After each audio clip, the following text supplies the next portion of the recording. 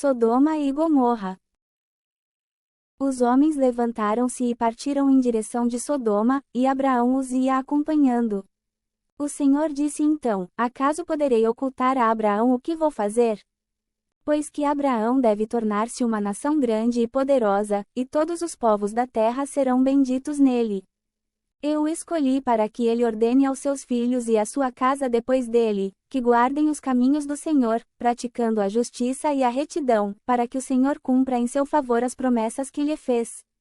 O Senhor ajuntou: é imenso o clamor que se eleva de Sodoma e Gomorra, e o seu pecado é muito grande. Eu vou descer para ver se as suas obras correspondem realmente ao clamor que chega até mim. Se assim não for, eu o saberei. Os homens partiram, pois, na direção de Sodoma, enquanto Abraão ficou em presença do Senhor. Abraão aproximou-se e disse: Fareis o justo perecer com o ímpio? Talvez haja 50 justos na cidade, os farão perecer? Não perdoaríeis antes a cidade, em atenção aos 50 justos que nela se poderiam encontrar? Não, vós não poderíeis agir assim, matando o justo com o ímpio, e tratando o justo como o ímpio. Longe de vós tal pensamento. Não exerceria o juiz de toda a terra a justiça? O Senhor disse: Se eu encontrar em Sodoma 50 justos, perdoarei a toda a cidade em atenção a eles.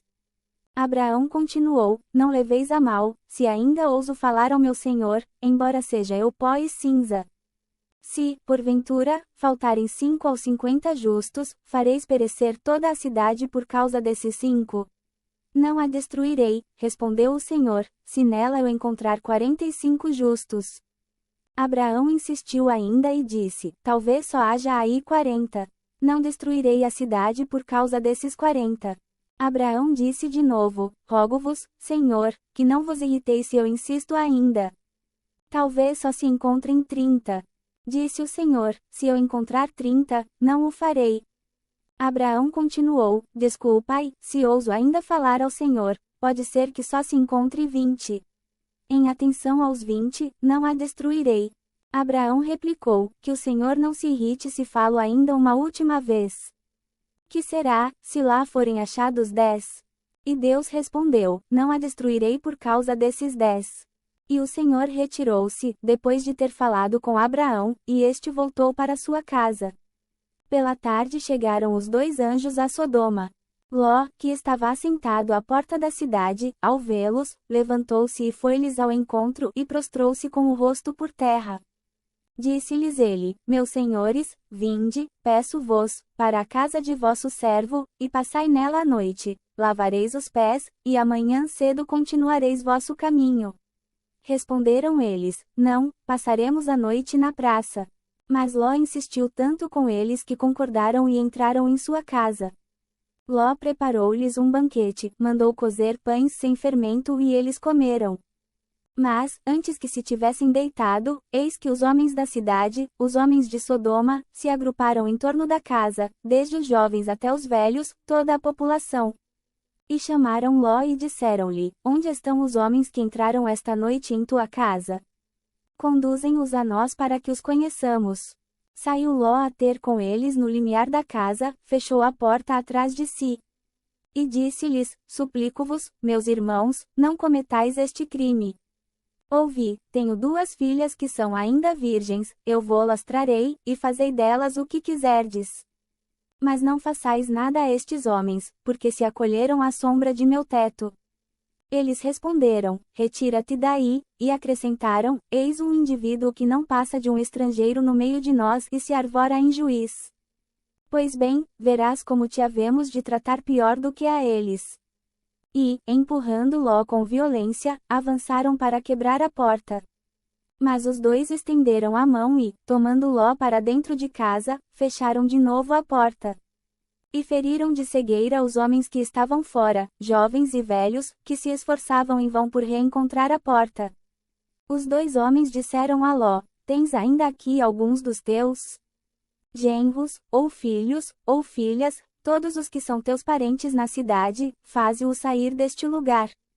Porque vamos destruir este lugar, visto que o clamor que se eleva dos seus habitantes é enorme diante do Senhor, o qual nos enviou para exterminá-los.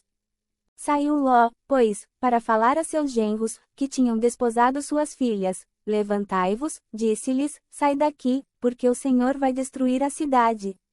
Mas seus genros julgaram que ele gracejava.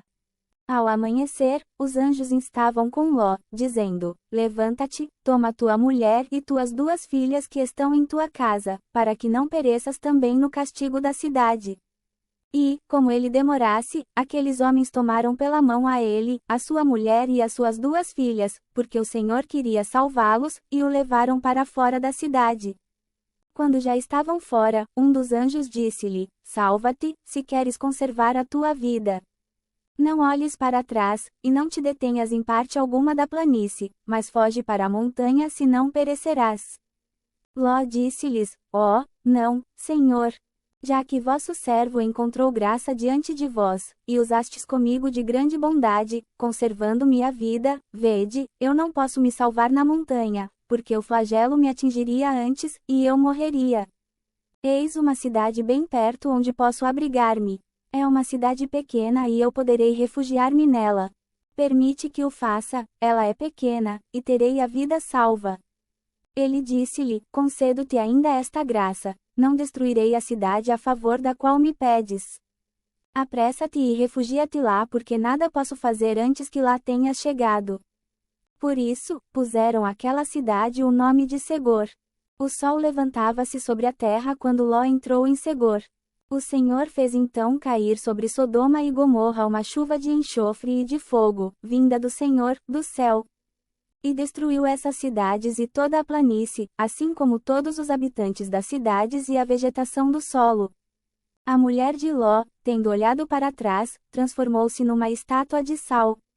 Abraão levantou-se muito cedo e foi ao lugar onde tinha estado antes com o Senhor. Voltando os olhos para o lado de Sodoma e Gomorra e sobre toda a extensão da planície, viu subir da terra um fumo espesso como a fumaça de uma grande fornalha. Quando Deus destruiu as cidades da planície, lembrou-se de Abraão e livrou Ló do flagelo com que destruiu as cidades onde ele habitava.